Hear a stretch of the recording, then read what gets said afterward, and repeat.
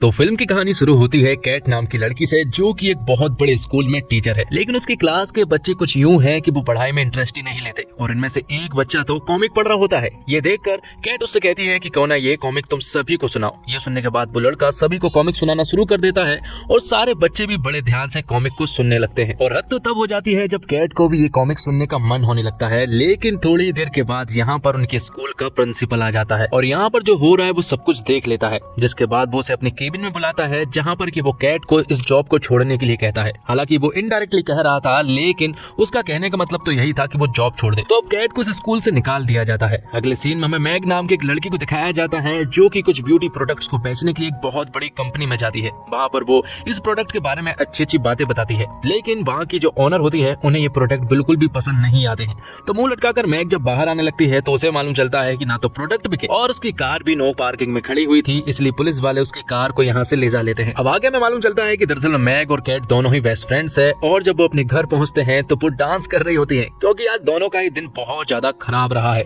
यहाँ पर कैट भी अपने बारे में बताती है और मैग भी, दोनों बताते हैं कि उनका आज का दिन बहुत ही ज्यादा खराब गया है। कैट और मैग एक ही घर में रहते हैं और रात को जब वो एक टीवी शो देख रहे होते हैं तो यहाँ पर मैग कैट से कहती है कि क्यों ना हमें मूड फ्रेश करना चाहिए और इस शहर को छोड़कर कहीं दूर वेकेशन पर जाना चाहिए। लेकिन कैट उससे कहती है कि हाल ही में मेरी जॉब गई है, इसलिए उसे एक नई जॉब ढूंढनी होगी। जिस पर कि मैग उससे कहती है कि क्यों ना इस वेकेशन के बाद दोनों ही जॉब ढूंढने का काम चालू करेंगे। तो इस बात से दोनों एग्री होकर अगले ही दिन पोलैंड निकलने के लिए निकल जाते हैं। जब वो एयरपोर्ट पर पहुंचते हैं तो वो देखते हैं एक बहुत बड़ी लाइन, जहां पर कि इनका नंबर लगने का सवाल ही पैदा नहीं होता। तभी मैग यहाँ पर एक बंदे को पटा लेती है और लाइन में सबसे आगे लग जाती है। दरअसल मैग ये सारे काम करने में माहिर है। जिसके बाद दोनों ही फ्लाइट में जाते हैं, जहाँ पर की इनकी सीट आजू बाजू में तो थी, लेकिन इनके बीच की एक सीट खाली थी, जहाँ पर की कोई रेयान नाम का आदमी आने वाला था।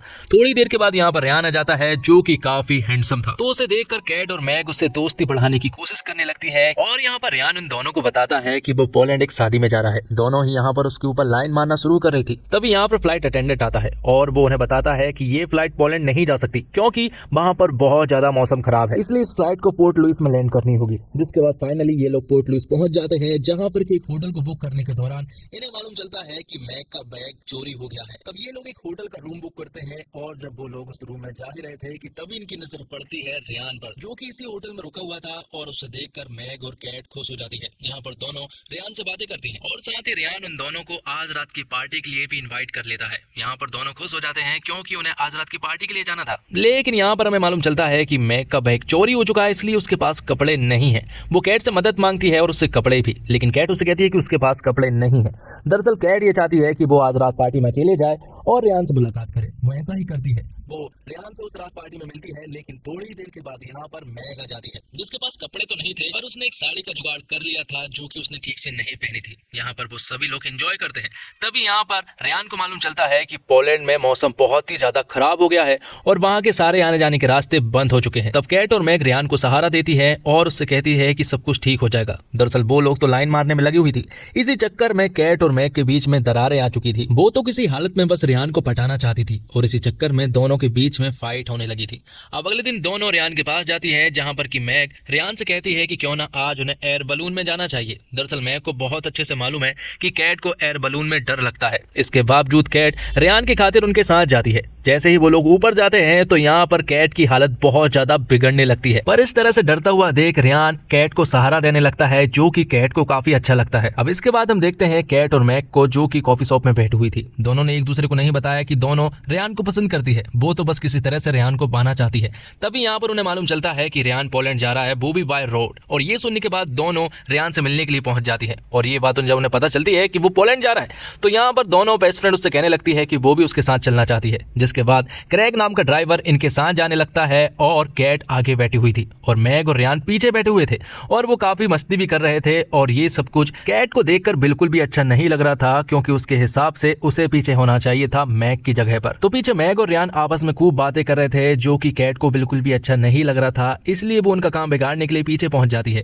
लेकिन वो उनके बीच में एडजस्ट नहीं हो पाती है, इसलिए उसे वापस आगे भेज दिया जाता है। अब कैट यहाँ पर देखती है कि मैग और रेयान के बीच में नजदीकियां बढ़ने लगी थी, इसलिए कैट यहाँ पर मैग की एक पुरानी फोटो दिखाती है, जिसमें कि वो बहुत ही ज्यादा गंदी लग रही थी और ये देखकर रेयान भी खूब हंसता है। जो देखकर मैग को काफी ज्यादा बुरा लगता है क्योंकि उसे ऐसा नहीं करना चाहिए था। तो मैग तो इसका बदला जरूर लेने वाली थी। तो कैट जैसे ही बाथरूम में जाती है तो मैग यहाँ पर आकर उस बाथरूम का दरवाजा लॉक कर देती है और वहां से चली जाती है।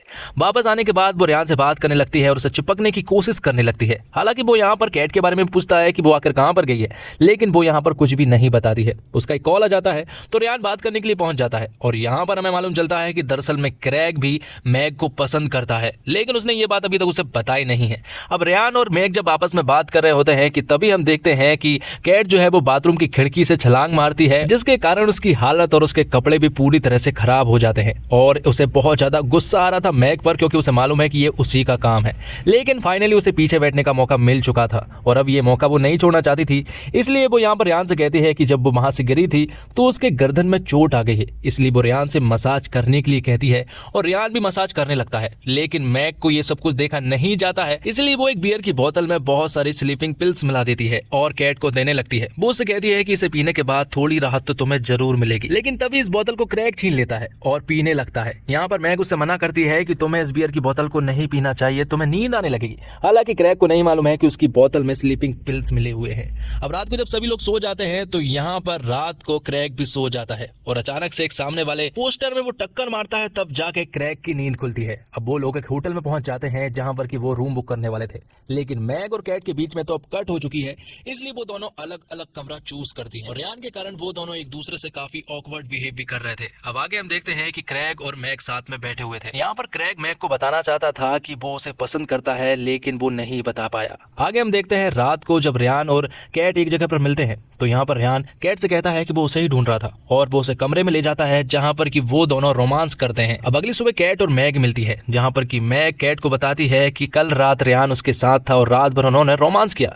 जबकि कैट को तो बहुत अच्छे से मालूम है कि रेहान उसके साथ था। तो यहाँ पर उन्हें मालूम चलता है कि दरअसल में रेहान ने दोनों के साथ ही रोमांस किया है। और यहाँ पर थोड़ी देर के बाद क्रैग आता है और वो इन दोनों को बताता है कि रेहान ने उसकी कार को चोरी कर कर भाग गया है। दरअसल बात यह है कि जो शादी में रेहान जा रहा है वो किसी और की नहीं बल्कि उसी की खुद की शादी में जा रहा होता है। तो बिना टाइम गवाए ये लोग भी उसकी शादी में पहुंच जाते हैं, जहां पर कि इन्हें रेहान के कुछ रिश्तेदार मिलते हैं और थोड़ी देर के बाद उनकी नजर रेहान पर भी पड़ जाती है। जब रेहान इन दोनों को देखता है तो वो दुम दबाकर भागने की कोशिश करने लगता है और कैट और मैग उसका पीछा करने लगती है, पर आखिरकार कैट और मैग रेहान को पकड़ने में कामयाब हो जाती है। तो कैट और मैग यहाँ पर रेहान को सुनाना शुरू कर देती है। वो उससे कहती है कि अगर उसकी शादी होने ही वाली थी तो हमें यूज करने की क्या जरूरत थी, हमें धोखा देने की उसे जरूरत थी ही नहीं। तब रेहान उन दोनों से कहता है कि मुझे मालूम चल गया था कि तुम दोनों मुझे पसंद करती हो, और पसंद तो छोड़ो, तुम तो बस मुझे पाना चाहती थी किसी ट्रॉफी की तरह, और धोखा तो तब होता जब मैं तुम दोनों में से किसी एक के साथ सेट हो जाता। उसे मालूम है कि वो दोनों एक साथ रहने वाली है, इसलिए वो उन दोनों को ही छोड़कर भाग गया था। अब थोड़ी देर के बाद यहाँ पर रेहान की होने वाली वाइफ आ जाती है, जो कि मैग और कैट से भी मिलती है, और कैट और मैग को मालूम चलता है कि दरअसल में रेहान की होने वाली वाइफ जो होती है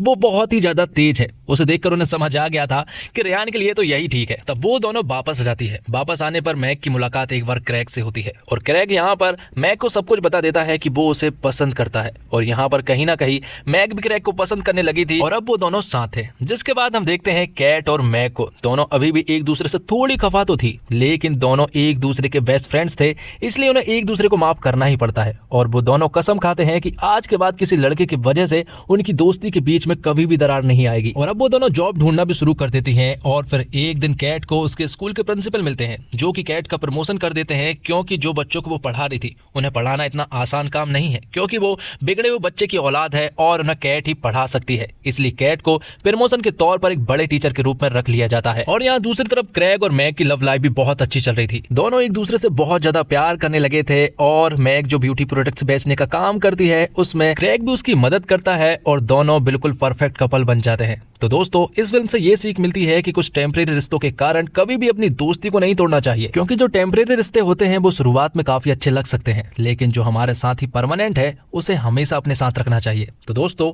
इसी के साथ ये फिल्म यहीं पर खत्म हो जाती है।